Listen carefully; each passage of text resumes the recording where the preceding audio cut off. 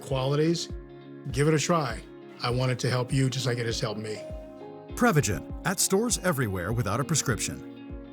Do you like frogs? We do. Are you a frog? Actually, I'm an axolotl. You can see axolotls and other amazing amphibians at the Aquarium of the Pacific's new exhibit, Frogs, Facing a Changing World. Learn all about these animals and what they're doing to save them. Thanks for the tip. Discover the frogs and 12,000 sea creatures like the otters, the jellies, and the penguins. Now, what are you doing on the bus? Oh, I'm helping to save the planet. The Aquarium of the Pacific.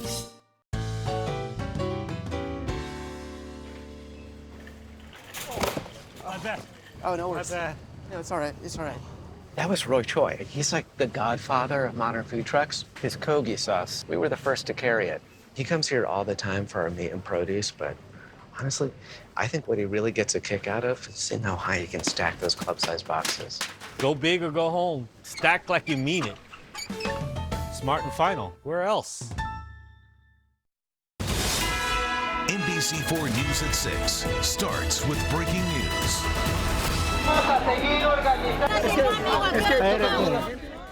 Now at 6, breaking news. Crowds swarming the Mexican consulates in L.A. and Santa Ana as voters struggle to cast their ballots at Mexico's historic elections. Hello and thank you for joining us. I'm Kathy Barrett. And I'm Annabelle Sedano in for Jonathan today. The polls for voters in the U.S. closed at 5, and frustration is mounting today after learning that only 1,500 ballots would be available at consulates to those who didn't register ahead of the election. Here's a live look at the scene right now. It looks like the crowd is dispersing. That is some good news, Kathy. It is. Of the streets opening up, our Karma Dickerson is on the ground outside the consulate in L.A. Karma.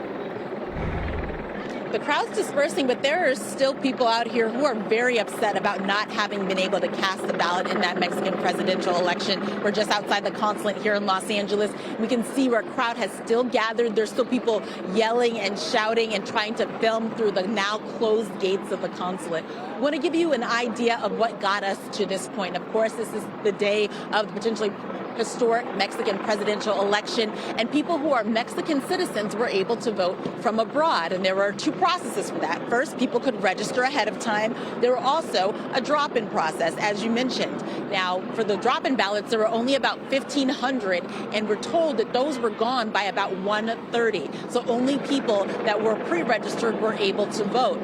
There is a really important caveat, though. And as we take a look at some of the video from earlier to give you an idea of what the crowds look like outside, the caveat was you still, even if you were pre-registered, had to have voted by 5 o'clock. The system physically shut down at 5:30. That's very different than what we are used to as California voters, where we're told as long as you're in line, stay in line and you'll be able to cast that ballot. That was not the case here. We also have some video to give you an idea of what things looked like inside. Despite the fact that there were thousands and thousands of people trying to vote, there were 9 stations where people were able to cast their ballots. It was very orderly inside. We watched people come in and go out. However, when you take a look at the demand outside and the capacity inside, you get an idea of just why it took people so long to get through these long lines. We talked to people who started lining up at 2 in the morning, they tell us, people who say that they spent about 3 hours trying to get through the lines, and then of course people who were locked out at the end of the process, people who were told that basically the gates were closing, the system was shutting down, leaving hundreds, if not thousands of people still out here on the street, very frustrated. They're also frustrated because of what they felt was a lack of order. Some people told us that there was no one directing them to go in this line or go in this line. No one saying, okay, if you're pre-registered, come here. They felt that they had to figure it out themselves. And so a lot of people described it as chaotic. They felt it was disappointing. They definitely understood the magnitude of the moment of this presidential election in Mexico, and they wanted to take part. And a lot of that frustration we saw earlier was people who simply were not able to.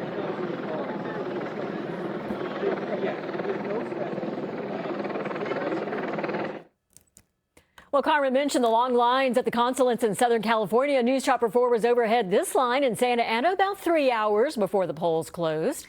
Now, LA County isn't the only area seeing these long voter lines. Earlier today, we saw lines down multiple blocks at a Mexican consulate in San Diego. And you're looking at Mexico's outgoing president voting today and the two leading candidates casting their ballots. The fact that Mexico could elect a woman president tonight makes this election very historic, the country doing so before the U.S. Now, also historic, the amount of